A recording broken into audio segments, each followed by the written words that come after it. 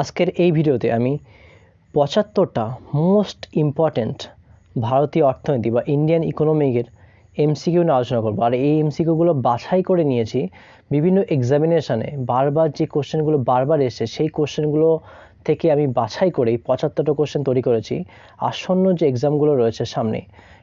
It will be helpful for WBCS examination and WBSI examination, all kinds of WP examination and other examination also. So কেউ যদি ৭৫টা কোশ্চেনও করে যায় সামনে যে WPSI examination আছে ওখান থেকে যে অর্থনৈতিক কোশ্চেন যে পোর্শনটা এখান থেকে মানে আসার সম্ভাবনা অনেকটাই বেশি, বিকজ এগুলো খুবই কমন কোশ্চেন, খুব ইজি কোশ্চেন, আর বলতে গেলে খুব মডারেট এবং প্রত্যেক এক্সামিনেশনে বারবার এসছে।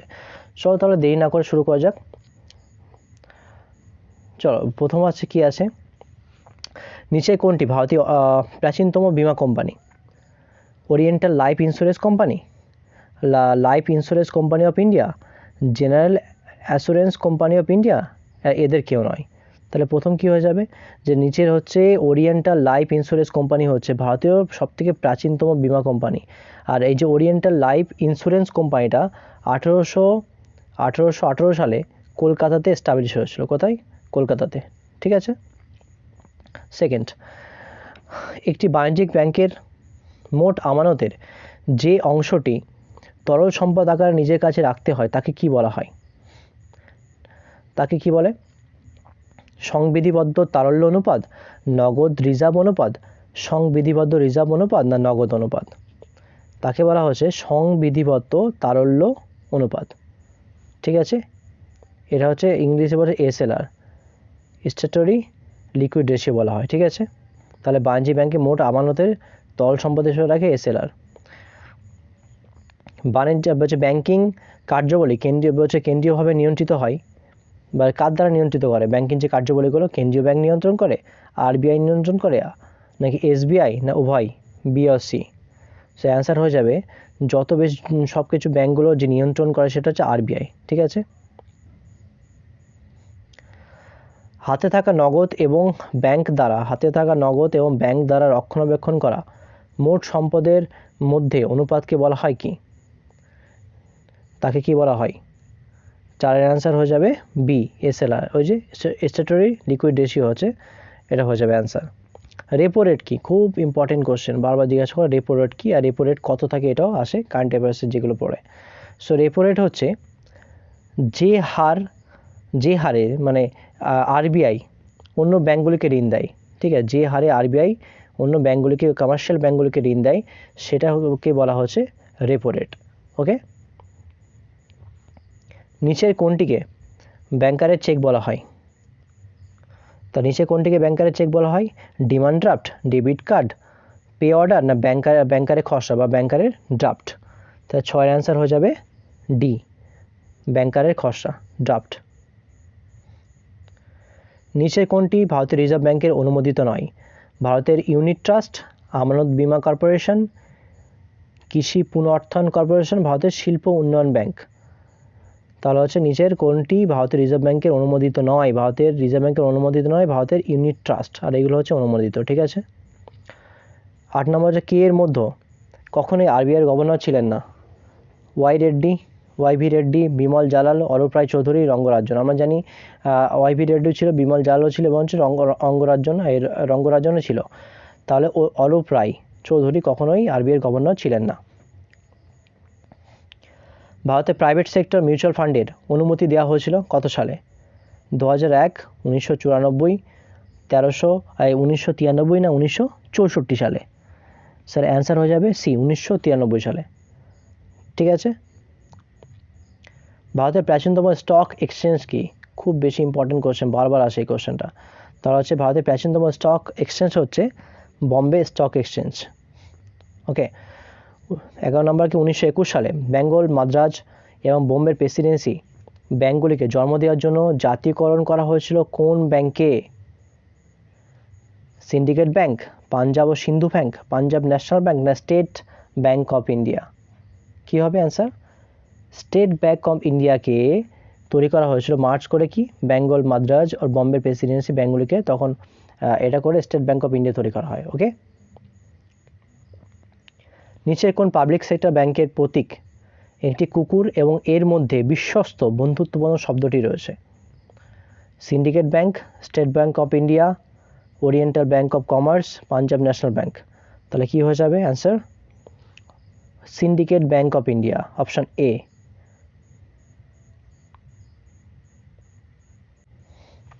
সো নিচের কোন সমন্বয়টি সঠিক? মানে দেখতে হবে নাবার্ড কি শিল্প ঋণ দেয়, আর আরবিআই কি দীর্ঘমেয়াদী অর্থ দেয়, আর আরবি বলছে রিজনাল রুরাল ব্যাংক কৃষি অর্থনীতির সঙ্গে সম্পর্কযুক্ত, নাকি আইডিবিআই ব্যাংক স্বল্পমেয়াদী ঋণ? কোনটা হবে? তার আনসার হয়ে যাবে সি, অর্থাৎ আরআরবি রিজনাল রুরাল ব্যাংক হচ্ছে কৃষি অর্থনীতি দেয়। ঠিক আছে, এর উপর ডিপেন্ড করে এটা বানানো হয়েছে আরআরবি ব্যাংক। ভারতের নিম্নলিখিত সংস্থাগুলির মধ্যে কোনটি প্রধানত সমস্ত ধরনের কৃষি ও গ্রামীণ উন্নয়ন কর্মকাণ্ডের জন্য ঋণের চাহিদা মেটাতে কাজ করেছে? এফসিআই, নাবার্ড, আইডিবিআই না আইসিআর? সেই অ্যান্সার কী হয়ে যাবে? বি, নাবার্ড। নাবার্ডকে এই জন্যই বানানো হয়েছিল যে এখানে যে সমস্ত প্রধানত সমস্ত কৃষির জন্য গ্রামীণ অর্থনীতিকে উন্নয়ন করার জন্য এই নাবার্ডকে তৈরি করা হয়েছিল। কোম্পানির ডিবেঞ্চার হোল্ডাররা কি? এরা কি পাওনাদার হয়, দেনাদার হয়, পরিচালক না শেয়ার হোল্ডার? এরা হয়ে যায় পাওনাদার। ঠিক আছে, এরা ক্রেডিটার হচ্ছে পাওনাদার, ডিবেঞ্চার হোল্ডার। ওকে। মিউচুয়াল ফান্ড এবং স্টক মার্কেটের মৌলিক নিয়ন্ত্রক যে কর্তৃপক্ষের সাথে রয়েছে সেটা কি? মিউচুয়াল ফান্ড স্টক এক্সচেঞ্জকে কে বেশি কর্তৃত্ব করে, মানে সুপারভাইজ করে, কে কার আন্ডারে থাকে? সেটা হয়ে যাবে securities and exchange board of India. ঠিক আছে, এটাই দেখে, এই সমস্যা দেখে যে মিউচুয়াল ফান্ড স্টক মার্কেট। নিম্নলিখিত ভারতীয় ব্যাংকগুলির মধ্যে কোনটি একটি জাতীয় ব্যাংক নয়? Federal bank, Vijaya bank, corporate bank না দেনা ব্যাংক? অ্যান্সার কী হয়ে যাবে এখানে? Federal bank. এই তিনটি বিজয়া ব্যাংক, কর্পোরেশন ব্যাংক আর দেনা ব্যাংক এগুলো হচ্ছে কি জাতীয় ব্যাংক, কিন্তু ফেডারেল ব্যাংক কিন্তু জাতীয় ব্যাংক না। ওকে। ভারতে প্রতিষ্ঠিত প্রথম ব্যাংক কি? Bank of Hindustan, state bank of India, Punjab national bank নাকি কেন্দ্রীয় ব্যাংক? প্রথম যে ভারতে যে ব্যাংকটা প্রতিষ্ঠিত হয় সেটা হচ্ছে ব্যাংক অফ হিন্দুস্তান। ঠিক আছে, ব্যাংক অফ হিন্দুস্তান।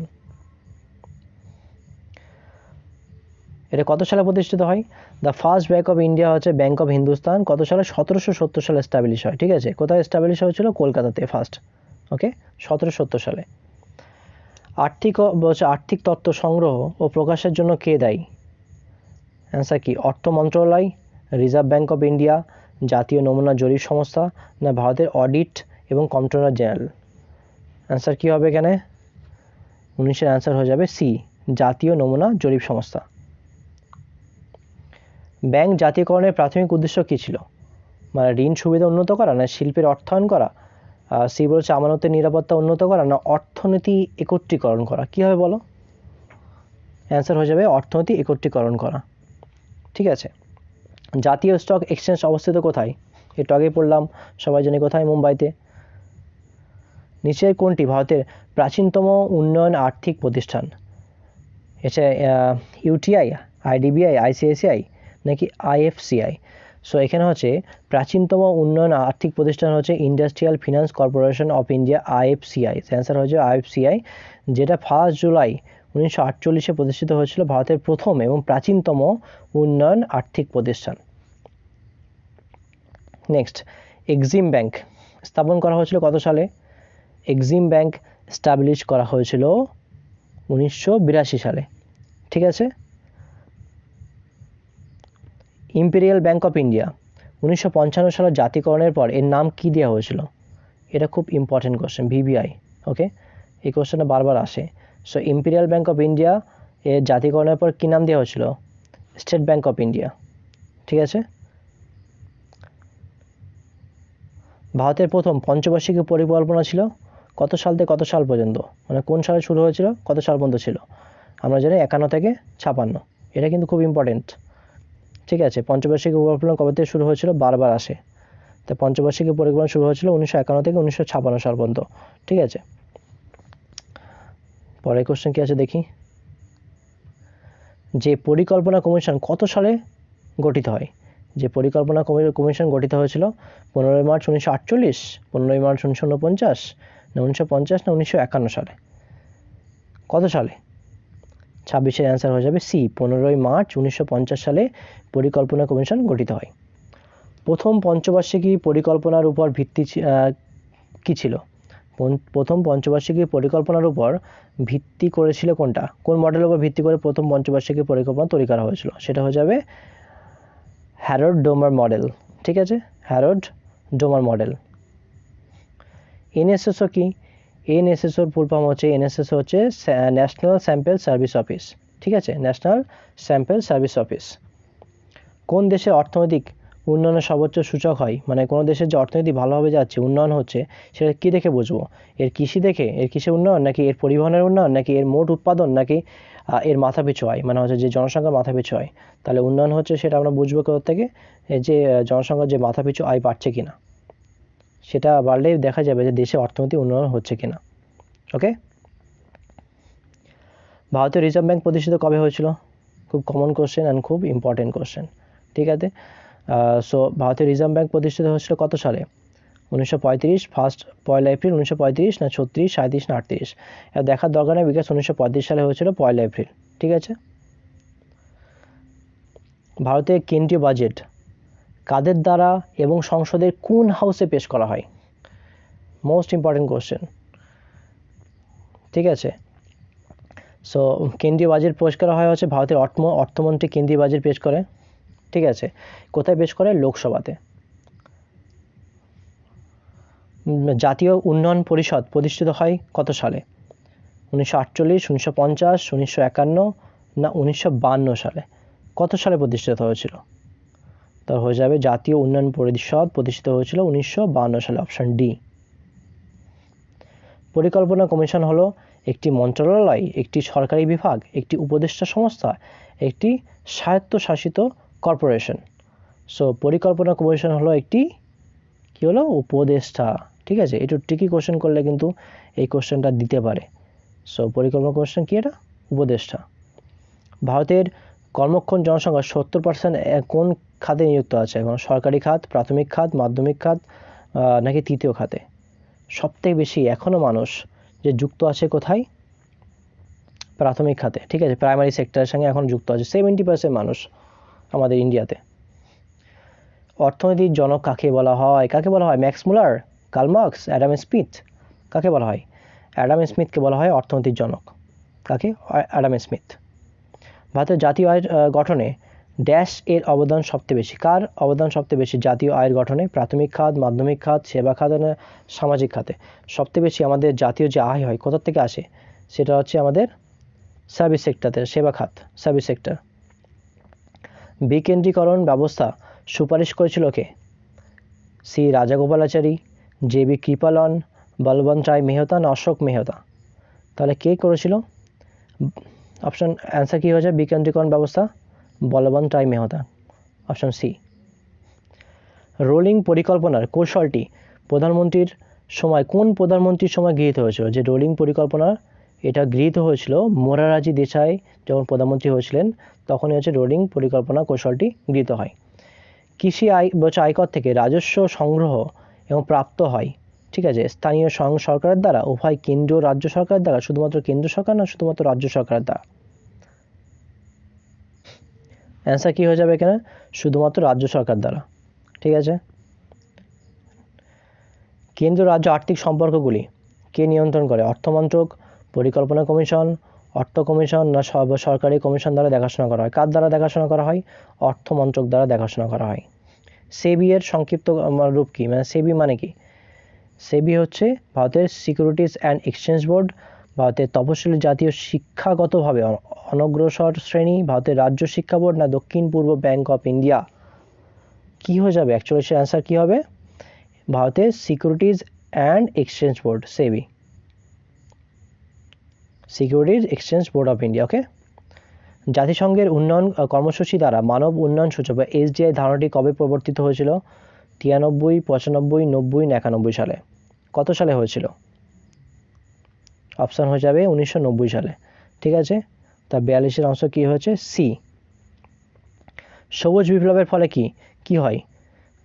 আঞ্চলিক অসমতা দেখা যায়, আন্তঃব্যক্তিত্ব অসমতা দেখা যায়, উপরের সমস্ত না গমের উৎপাদনশীলতা বেড়ে যায়। সবাই জানি যে সবুজ বিপ্লব হয়েছিল, গমের উৎপাদনশীলতা বেড়ে গিয়েছিল। ঠিক আছে, ভূমি সংস্কারের উদ্দেশ্যগুলো কি? ভূমি সংস্কারের উদ্দেশ্যগুলো কী ছিল? যে বন্টনের সমতা সহ অর্থনৈতিক উন্নয়ন, গ্রামীণ জনসংখ্যার ক্রয় ক্ষমতা এটা হচ্ছে বাড়ানো, না উৎপাদন বৃদ্ধি করানো, উপরের সবকটি। 44-এর অ্যান্সার হয়ে যাবে এই 4টি অপশানই ঠিক। ঠিক আছে, মানে বন্টনের সমতা সহ অর্থনৈতিক উন্নয়ন, গ্রামীণ মানে জনযোগের ক্রয় ক্ষমতা বৃদ্ধি আর উৎপাদন বৃদ্ধি, 3টেই কারণ ছিল। তাহলে অ্যান্সার হয়ে যাবে ডি। সবুজ বিপ্লব প্রথম হয়েছিল কোথায়, কোন রাজ্যে? আমরা জানি যে সবুজ বিপ্লব হয়েছিল প্রথম পাঞ্জাব হরিয়ানাতে। পরিকল্পনা কমিশনের ডেপুটি চেয়ারম্যান কে এখন? এটা হচ্ছে ইউপিপিএসসিতে 1994 সালে এসেছিল। কে এখন রয়েছে? একজন কে হয়? প্রধানমন্ত্রী, পরিকল্পনা মন্ত্রী, একজন ক্যাবিনেট মন্ত্রী পদে অধিষ্ঠিত, না একজন খ্যাতিমান অর্থনীতিবিদ? কি হবে? অপশন হয়ে যাবে একজন ক্যাবিনেট মন্ত্রীর পদে অধিষ্ঠিত ব্যক্তি হচ্ছে পরিকল্পনা মানে কমিশনার ডেপুটি চেয়ারম্যান হন। ওকে, একটি মিশ্র অর্থনীতি কি? মিশ্র অর্থনীতির মানে কি? পাবলিক সেক্টর সফলভাবে কাজ করে, নাকি যেখানে বেসরকারি খাত ও রাষ্ট্রীয় খাত দ্বারা পরিচালিত হয়, যেখানে দেশীয় বিদেশি বাণিজ্য মিশ্রিত হয়, নাকি যখন বেসরকারি সরকারি অর্থনীতি ইউনিট পাশাপাশি কাজ করে?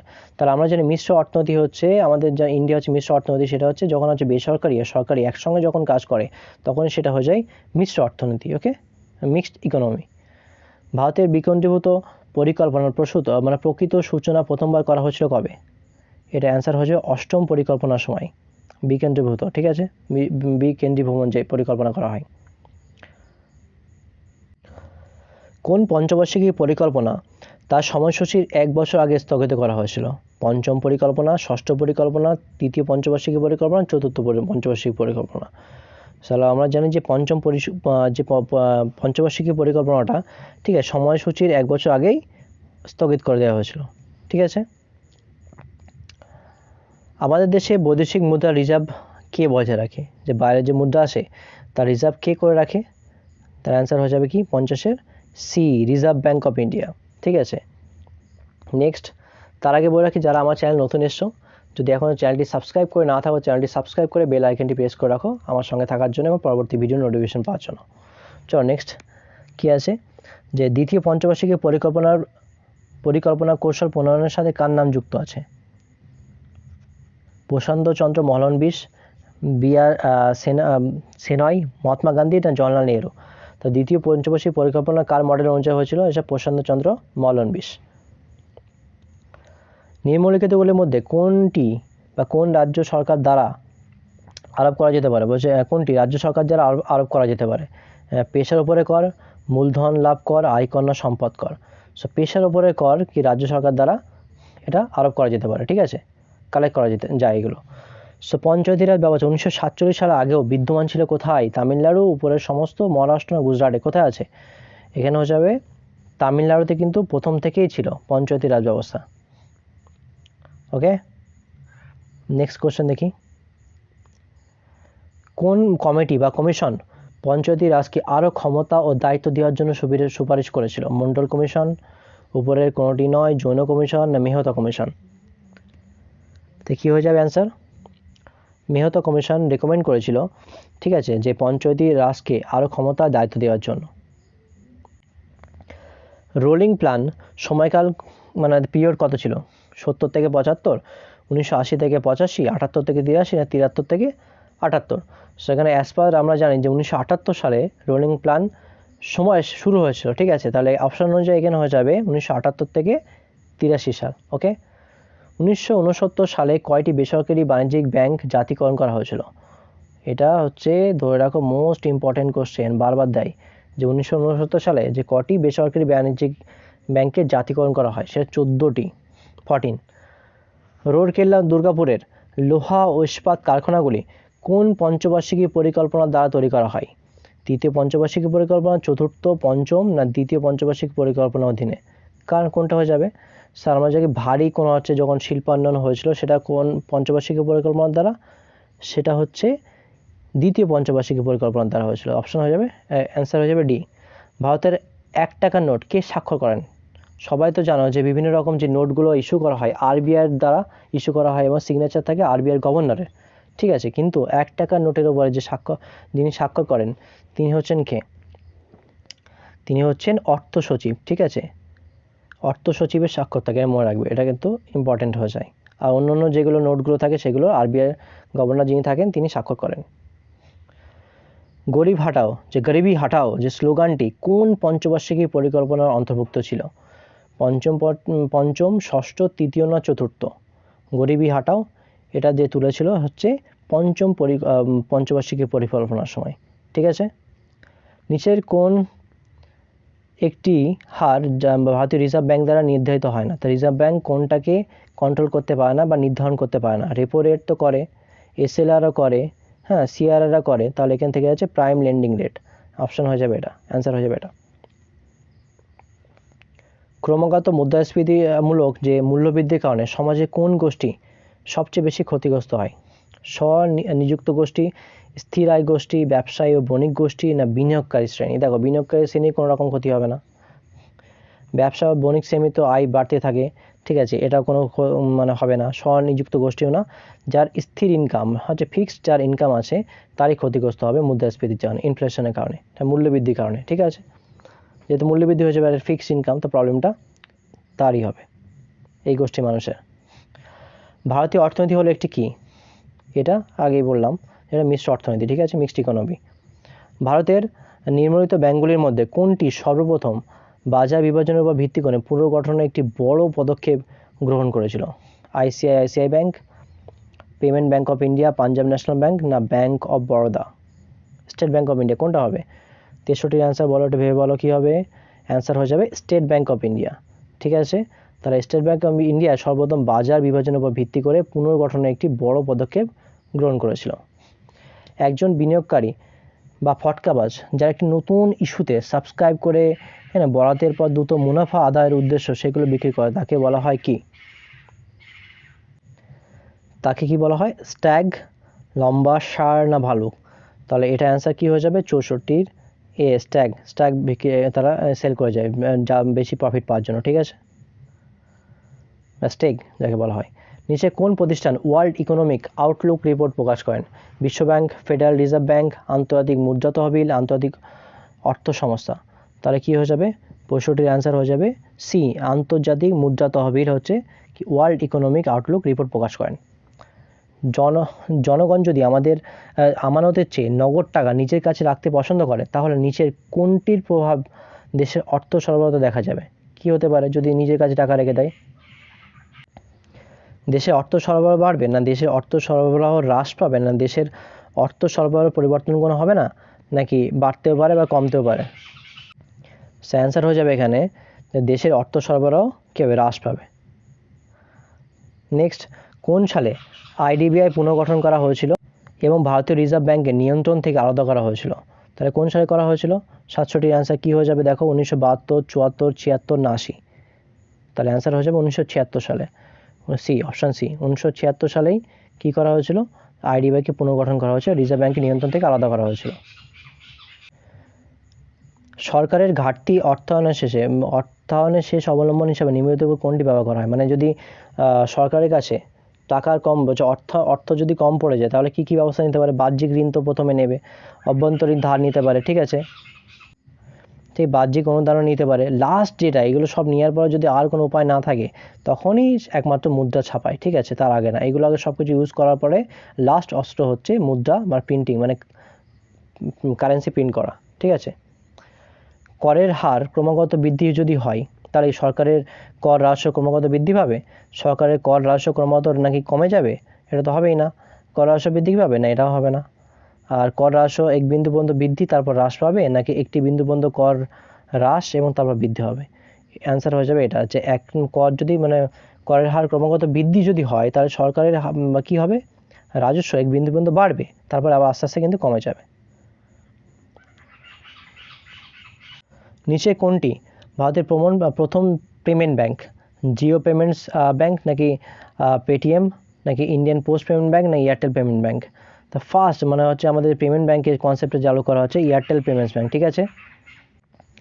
নিচে কোনটি নীতি আয়োগের বিশেষ শাখা? অপশান হচ্ছে research wings, counselling wings, team India wings, না নিচে সবগুলো। কোথায় হবে এখানে অ্যান্সার দেওয়া রয়েছে, তাহলে এর তিনটেই ঠিক। রিসার্চ উইংস হবে, কনসাল্টিং উইংস হবে, আর টিম ইন্ডিয়া উইংও হবে। তাহলে অপশান হয়ে যাবে ডি। নিচের মধ্যে কারা সরকারের কাছ থেকে ভর্তুকি পান? বিক্রেতা, ক্রেতা, প্রস্তুতকারক, যে ম্যানুফ্যাকচার করে না উপরে সবকটি। তাহলে অ্যাকচুয়ালি ভর্তুকি যদি সরকার দেয় তাহলে কিন্তু বিক্রেতাও পাবে, যেখানে ভর্তুকি তা ক্রেতাও পায় তার থেকে, প্রস্তুতকারকও পাবে সেই জন্য, এবার উপরের সবকটি মানে উপরে সবকটি অ্যান্সার হয়ে যাবে, ঠিক আছে। বলছে একটি অর্থনীতিতে সরকারি ও বেসরকারি খাতে সেক্টর মানে শ্রেণীবিভাগ নিচে কোনটির উপর ভিত্তি করে করা হয়, যেটা সরকারি আর বেসরকারি, সেটা আমাকে মালিকানা ভিত্তিতে, ঠিক আছে, মালিকের উপর ডিপেন্ড করে তৈরি করা হয়, মানে ঠিক করা হয় যে কোনটা হচ্ছে সরকারি খাত, কোনটা হচ্ছে বেসরকারি মানে প্রাইভেট সেক্টর। ওকে। ভারতের প্রথম জৈব রাজ্য কোনটি? ভারতের প্রথম জৈব রাজ্য, এটা খুব ইম্পর্টেন্ট। প্রথম জৈব রাজ্য কোনটা হয়েছে? অপশন হয়ে যাবে সিকিম। সিকিমকে হচ্ছে ভারতের ফার্স্ট অর্গানিক স্টেট হয়েছে সিকিম। ওকে। লাস্ট কোশ্চেন হচ্ছে ভারতে ভারী শিল্পায়ন চালু হয়েছিল কত নম্বর পঞ্চবার্ষিকী পরিকল্পনা দ্বারা? ভারী শিল্পায়ন চালু হয়েছিল দ্বিতীয় পঞ্চবার্ষিকী পরিকল্পনা দ্বারা। ঠিক আছে, সো এই ছিল টোটাল ইম্পর্টেন্ট কোশ্চেন্স। আশা করি ভিডিওটি অনেক বেশি হেল্পফুল হবে বিভিন্ন এক্সামিনেশনের জন্য। এরকম যদি আরও ভিডিও চাও তাহলে চ্যানেলটি সাবস্ক্রাইব করে আমার পাশে থাকো, এবং প্রথম থেকে লাস্ট পর্যন্ত এত ধৈর্য সহকারে আমার ভিডিওটি দেখার জন্য মন থেকে অসংখ্য ধন্যবাদ।